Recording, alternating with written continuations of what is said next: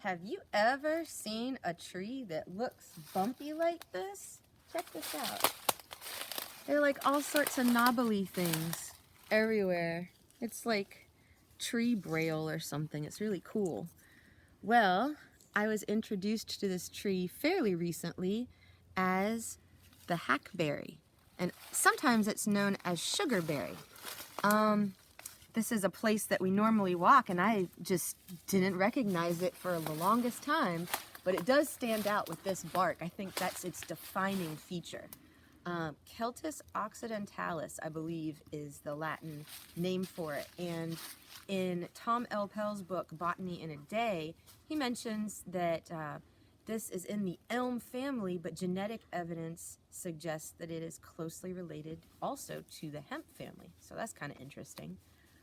But what's even more interesting is that hackberry or sugarberry happens to have a little drupe that is super sweet. So Gumby, let's see if we can get a shot up here. A lot of times these trees can be anywhere from like 20 up to 70 feet tall, maybe even taller. So you can't reach them. But this one happens to have some close to the ground that my little short self can reach. Do you want to come here? So I can pull it down. All right.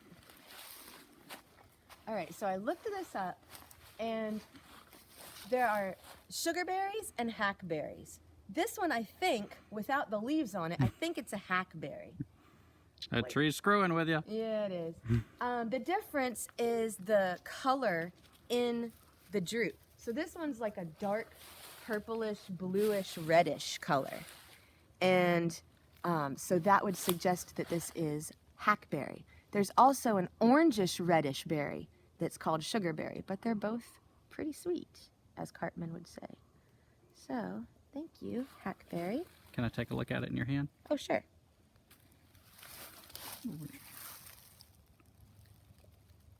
Yeah, really nondescript little dark berry, and I've noticed when it's younger, it sometimes looks more reddish. It gets darker with age. Yeah, and they come down singly, like they're not in bunches, so that could also help you out. And basically, you put it in there. Sometimes they're a little bit mealy, but then you get this hint of sweetness. And Gumby, would you say the seeds, you spit them out? I don't think I don't think it hurts you to swallow them. I think I only spit them out if I don't know, want to. Maybe they'll propagate into another tree. And we poop in the wood, so it's kind of good for the hackberry if we swallow them. Like I mentioned, this is on a path that we generally walk, and from the hackberries that are growing in this area, I see them on the edges of things. So if there's a path, you might see it right off of the edge, which is pretty cool because then maybe you're walking right past it all the time. And sometimes when you see a big one and an old one, those little corky knobs that Teresa pointed out get really big. I mean, they look like a rock climbing class. Like you could go right up the tree just climbing on those knobs. And I just can't, I'm so loving the taste of this sweetness because it's just sweet. There's not like a hint of this or that, it's just sweet. From what Gumby and I have experienced, it's kind of like a trailside nibble. But maybe there's somebody out there that has tried to do something else with this. I'd love to hear from you if you have. I was hoping, like, if you could collect enough of these, maybe you could make some sort of syrup with them or some sort of, like, sweetener. But I think I just enjoy it for the most part, just eating them right off of the tree and saying thank you while I'm standing here. Anything else you want to say about the hackberry or sugarberry? Well, I'll just add, let's see, I saw a really neat cocoon. Let's see if I can zoom in on it. But while I'm trying to find that, yeah, what I like about the hackberry is that I have been in survival situations before where this was one of the few things I could find to eat. There's the cocoon.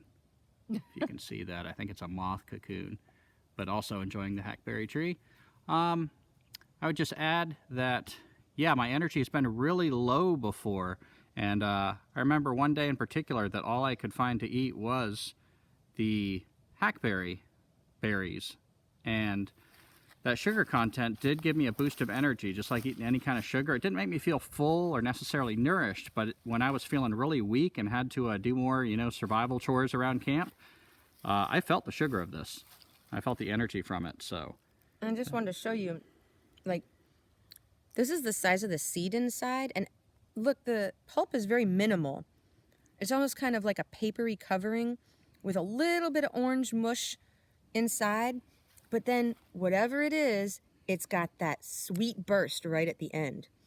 So, no, it's kind of gross. I was chewing on it, but just to show you what's inside, if you have one that you're comparing.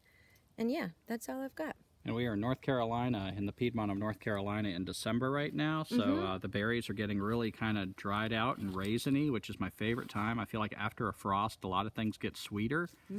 So yeah, that's when it's really just straight up sugar. It's like putting a little raisiny thing in your mouth that all you get from it is sweetness, which is pretty unique in my experience. Anything else, Teresa? I just wanted to thank this tree for sharing its sweet magic. Thank you, Hackberry.